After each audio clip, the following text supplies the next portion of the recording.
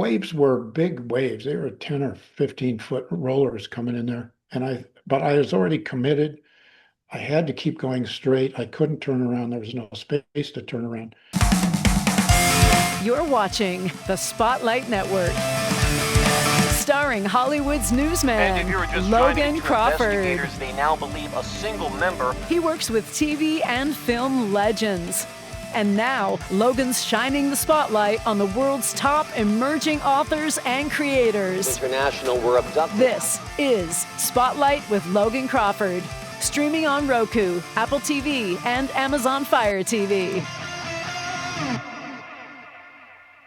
I'm Logan Crawford, and right now on Spotlight, we're setting sail with an amazing book. It is called Crossing the Wild Pacific, Captain's Log of the Yacht Argo. It is a true adventure drawn straight from a captain's log on an epic ocean run. It is written by a terrific author and sailor. His name is Robert Tisch, and he chronicles a 10,000-mile-long voyage from Florida to New Zealand, mixing real how-to seamanship with vivid encounters across sea and shore as well. If you love survival at sea stories, real-world navigation, and armchair travel with authentic detail, this is your next page turner.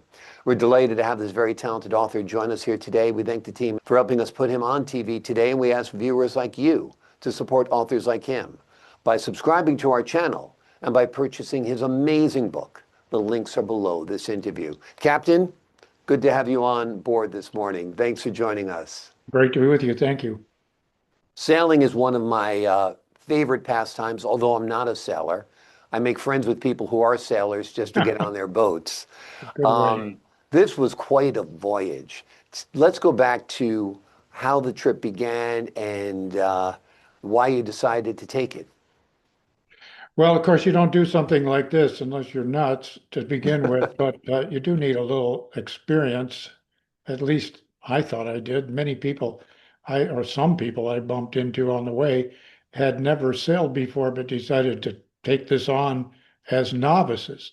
I think I reported on one person in the book who sailed, put his family and dog and everybody else on the boat, but had never sailed and took off and wound up actually making it to Porto Arroyo with no food or water or anything else, begging us to help him.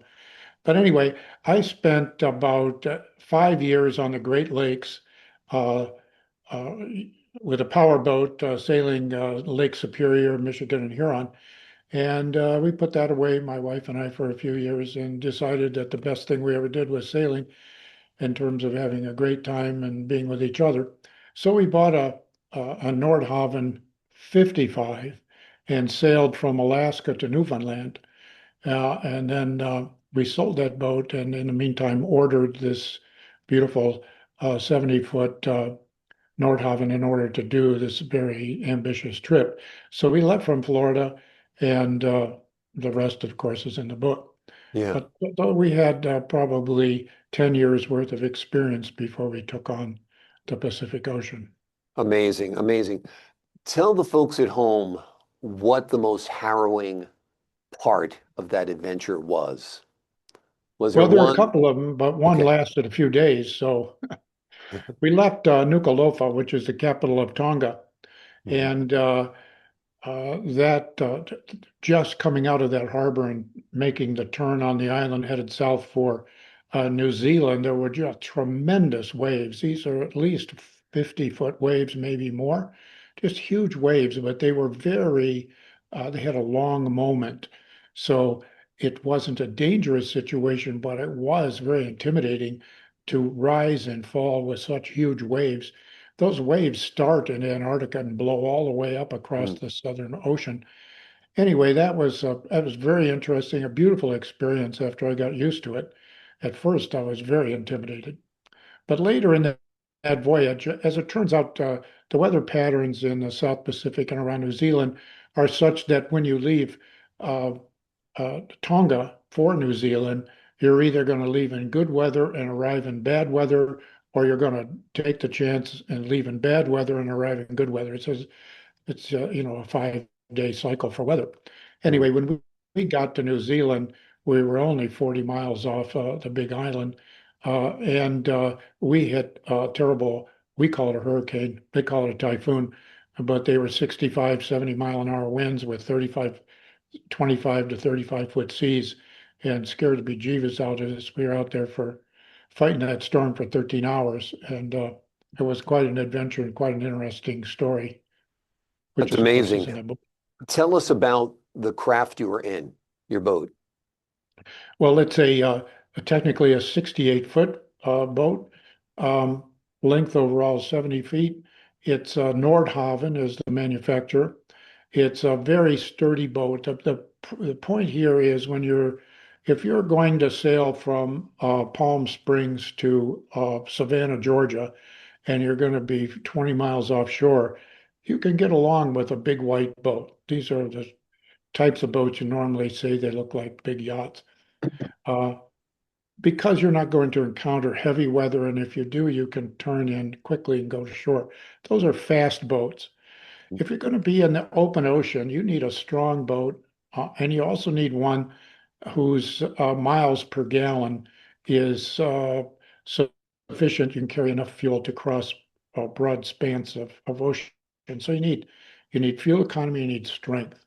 And you need strength because you have to go so slow in order to control fuel burn that you can deal with whatever weather or hopefully weather you encounter. So this kind of boat is sort of the Abrams tank of the boat business. Hmm. Just to give you an idea, a typical white boat that you see has a hull that's probably a half-inch thick. This boat has a hull 7 inches thick. Hmm. So there's some idea. Yeah, Um, amazing, amazing. Now, you were okay after a while with the 50-foot waves that you were encountering.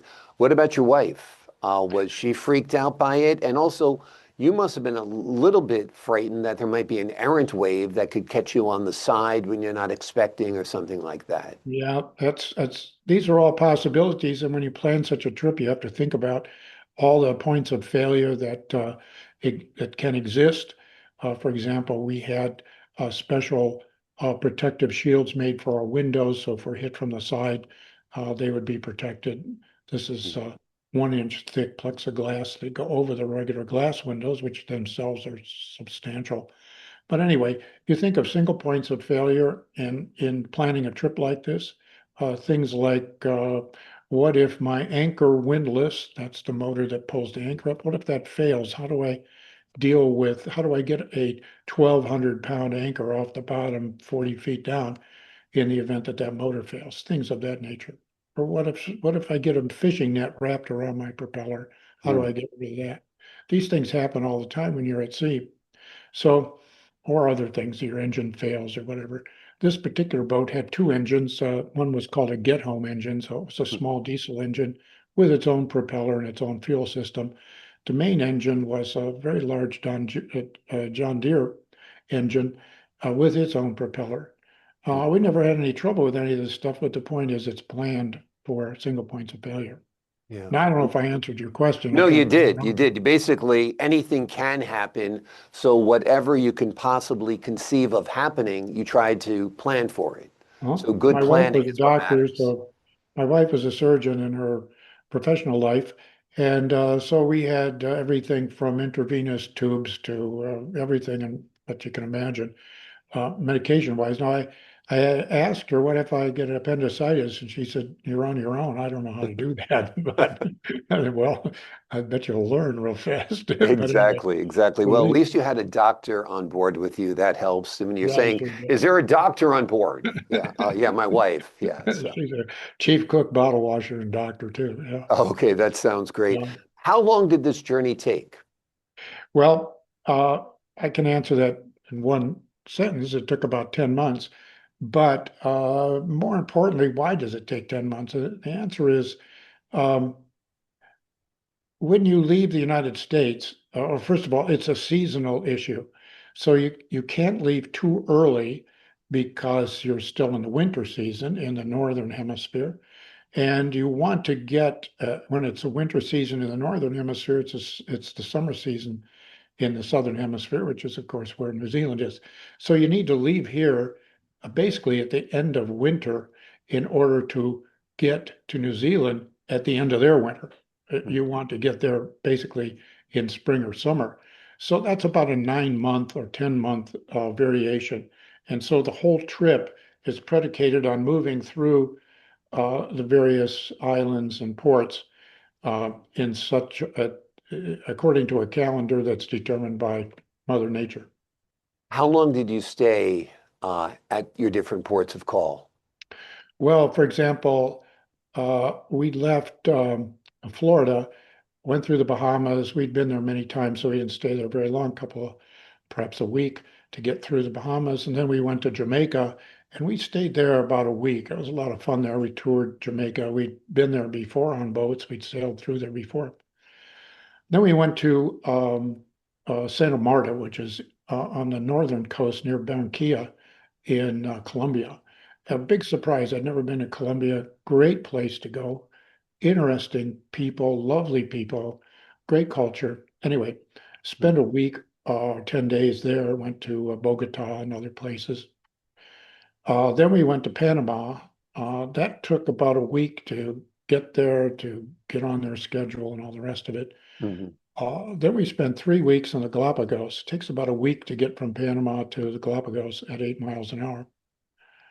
Incidentally, the 8 miles an hour thing. So in the Galapagos, it was 3 weeks.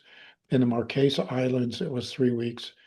In the Tuamotus, which are small atolls, about 3 weeks. And then Tahiti, about 3 weeks, and so on and so forth. Samoa. And I presume you get off of the boat and stay at a hotel occasionally? No, I just stay on the boat. The boat's much better than a hotel. This boat's very comfortable. It's a very luxurious boat. I mean, it has sub-zero refrigerator, induction stoves, air conditioning, king-size bed.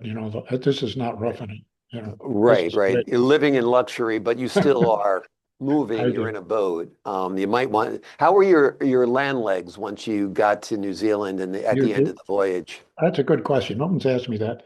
It's true. Once you get off a boat, after you've been on there for a couple of weeks, you are a little uh, insecure. Let's put it that way. Yeah. Your sense of balance is over. It's been over exercised, and you don't need all that capability. Hmm. But so these places are fabulous. It's just so interesting.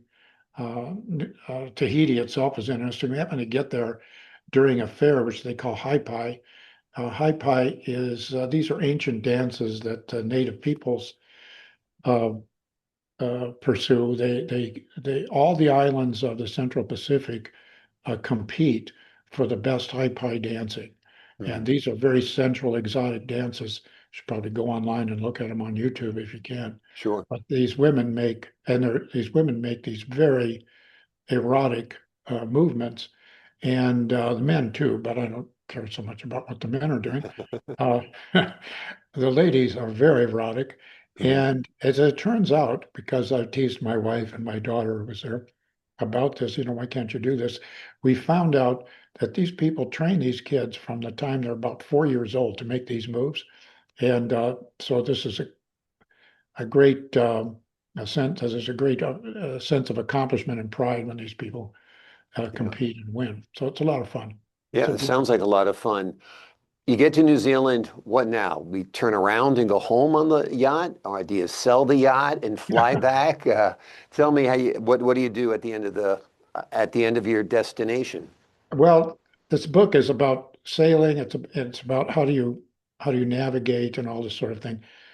It's also about the travel experience. So I spent a lot of time. It's almost like a travel log on New Zealand. Hmm. Um, we spent at least 6 weeks traveling around New Zealand, which is one of the most beautiful places in the world. It seems like it, Encourage yeah. anybody to go there. But I had just gone fly fishing, and my wife had gone home to take care of her mother. She came back. I picked her up and we drove back to uh, the harbor. My boat at that time was on the hard. In other words, it was out of the water. It was being maintained, which is required about every 12 or 18 months to take them out, take the barnacles off and the grasses that grow in the boat. Mhm. Anyway, I got up in the morning and I had an experience that turned out to be bladder cancer. Oh God. So this was a nasty thing. This is actually an outcome of Vietnam. I was in Vietnam as a sailor, as it turns out, but I was exposed to Agent Orange, Hmm. and the government determined this was a war-related injury. Hmm. But as far as I was concerned, my boating career was really in jeopardy. So I came back to Ann Arbor to the University of Michigan. They saw me the next day. They was in treatment in a week. The bottom line is that I started a chemotherapy that is very unpleasant for Hmm. men, and as you might imagine. Yeah. Uh, anyway, I had 6 weeks between the time they administered this and the time that they needed to check it. So for the 6 weeks, I went back to Fiji and I hired a captain and a crew to bring my boat up from Fiji or um, from New Zealand. Hmm. And so we spent 6 weeks cruising around Fiji, which I might say is a very difficult place to cruise because it's so windy there. It's Hmm. unbelievably windy and somewhat unpleasant to cruise. I think just being in a hotel would be fine. Yeah. But sailing around there is pretty challenging. A lot of coral reefs, and one in I don't know how much time we have here, but one story which is in the book is when I Hmm. crossed this coral field. It took all day to get from one place to the other, and we were coming close to the end of our cruise, but I had to go through a coral field and then uh, go past the mouth of the coral field, if you will, the entry into a bay.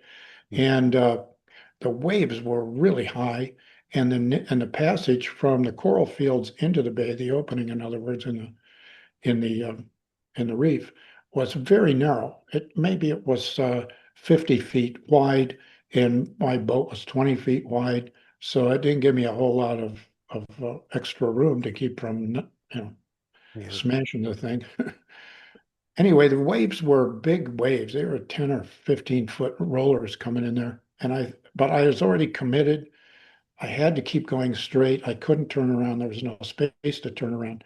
Hmm. So that put the pedal to the metal. And that huge boat, which was 120-ton boat, Wow. was lifted up nearly out of the water. You just imagine it just going up and down. Yeah. And but Like nothing thunder. hit. Nothing hit. If there had been a rock there, we'd have been on the bottom. But anyway, made it through. So that was a very harrowing moment, and that's the one thing I remember about sailing in Fiji. Fiji, of course, is probably the number one head hunting place in the history of the world, and they only stopped head hunting about 100 years ago, if that. So Might still go on today. You it's never still know. a place, yeah. Yeah. One of the places there is called Bly Channel. And it's called Bly Channel because Captain Bly sailed through this channel, Hmm. hoping to avoid the miscreant headhunting natives of the area. Wow. But he made it through and they named the channel after him. So, Amazing. Amazing. Well, I think they should name a channel after you. Maybe it should be called, the Captain Robert Tisch's passage from Florida to New Zealand. I think that'd be wonderful. Well, the book memorializes the trip and yeah, thank shares a you. lot of great information about sailing, about life, about planning, about preparedness. And if you want true adventure, this is your book. The name of the book is Crossing the Wild Pacific, Captain's Log of the Yacht Argo. It's a real deal ocean adventure that blends practical seamanship with unforgettable travel storytelling. Captain, thank you so much for joining us here today. Thank you. Appreciate your time, your energy, your wonderful storytelling, and this great adventure that you shared with us. To the folks at home, so long for now.